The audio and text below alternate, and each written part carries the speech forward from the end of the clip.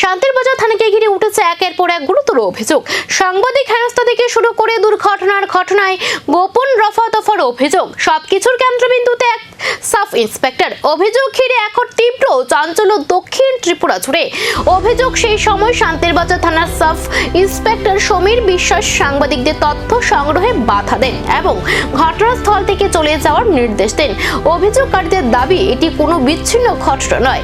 দীর্ঘদিন ধরে দুর্ঘটনার বিভিন্ন ঘটনায় গোপন সমঝোতা ও রফাদফার অভিযোগ উঠেছে সংশ্লিষ্ট পুলিশ আধিকারিকদের বিরুদ্ধে। এমনকি বহু ক্ষেত্রে প্রকৃত তথ্য প্রকাশ্যে আসতে দেওয়া হয় না বলেও অভিযোগ। এদিকে স্থানীয় মহলের একাংশের দাবি, থানার ভারপ্রাপ্ত আধিকারিক অসুস্থ থাকায় প্রশাসনিক তদারকির সুযোগকে কাজে লাগিয়ে কিছু ক্ষেত্রে একতরফা সিদ্ধান্ত নেওয়া হয়েছে।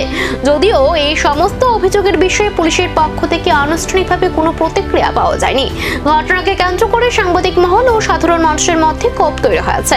অনেকেই বিষয়টির নিরপেক্ষ তদন্তের দাবি জানিয়েছেন। সাংবাদিকদের তথ্য সংগ্রহে বাধা কেন? দুর্ঘটনার ঘটনাগুলোর আড়ালে আদৌ কি কোনো গোপন রফাদফা তুলছে, নাকি সব অভিযোগই ভিত্তিহীন? অভিযোগের পাহাড়ের নিচে চাপা পড়ে থাকা সত্যিটা কি? এখন সে উত্তর খুঁজছে শান্তির বাজার, আর নজর রয়েছে পুলিশ প্রশাসনের পরবর্তী পদক্ষেপের দিকে।